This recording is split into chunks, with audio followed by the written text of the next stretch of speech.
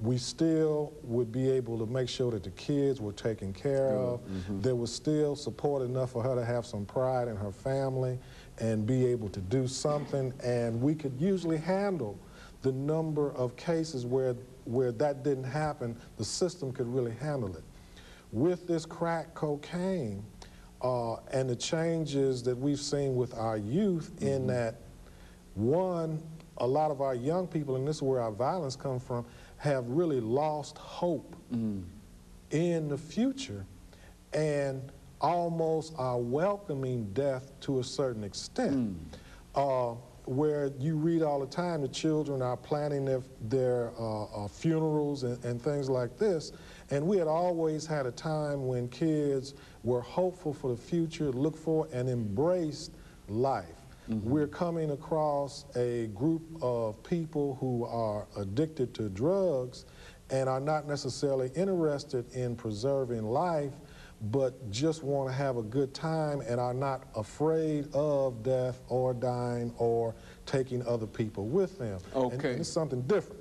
Dr. Ridley, and I think that within that framework, we talk about stopping the violence. It almost seems as if perhaps there might not be. I mean, that's a very, very gloomy picture that has been painted in terms of some of the situations. And of course, certainly we understand that Mr. Wingfield is right there in the midst of all of this, being with the juvenile court system. But what could, I mean, what are some of your... That's our concern, that it's growing, you know, this violence. And we are concerned that the adults, not only youngsters, but it's adults, and the youngsters are modeling behavior that they have found with the adults.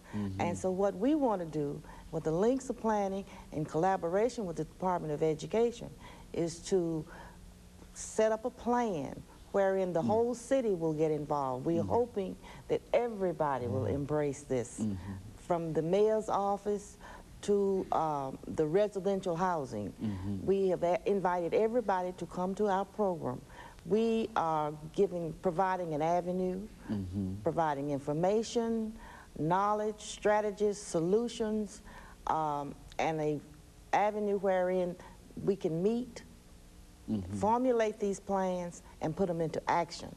And we want everybody to come out to join in with us, the links. We can't do it by ourselves. And no one group can do it by themselves. I think it's going, as he said, Mr. Wingfield said, it takes the whole village to raise a single child.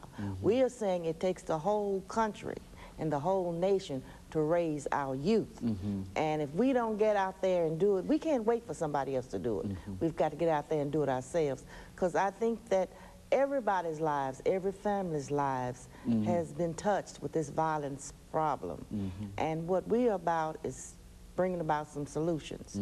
We are planning 3 teleconferences that will give us some decision-making tools, some solutions and strategies where we can put them together and really formulate a plan for Nashville. And so what you're saying is it's not just enough to want to stop the violence. That's right. But you've got to have the community involved, and you've got to have a plan. And we've got to have a commitment. And you're saying that you have the plan, and you've got the strategy and everything that's all laid out. That's right. And now all you need are the people to cooperate and to deal with it if they are really concerned about this issue of stopping the violence this morning. What do you think about that? Oh, it's no doubt that this is the correct approach. One of the things that I think the Nashville community needs to become aware of is that native Nashvillians and people from Nashville have always thought of Nashville as a small town, and when I came here, I think they had 2 skyscrapers at that time, the LNC and then the one that the state just moved into.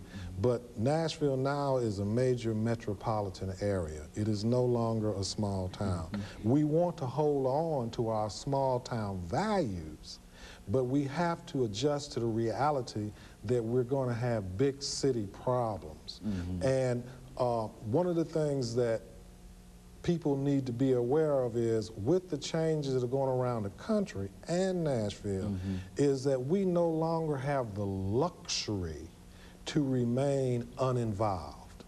Okay, I work at this professionally, she works at it professionally. We both volunteer our time and work with nonprofit organizations in order to help, like the Links. And I don't think any person in Nashville can remain uninvolved in what's happening with our young people and our youth.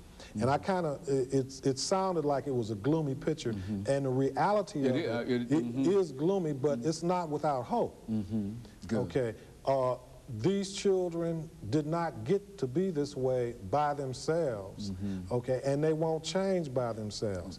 We can impact our young people and our youth if we have a strategy, if we have a plan, and above all things, if we work together towards a common goal. I know not long ago, Dr. Ridley, the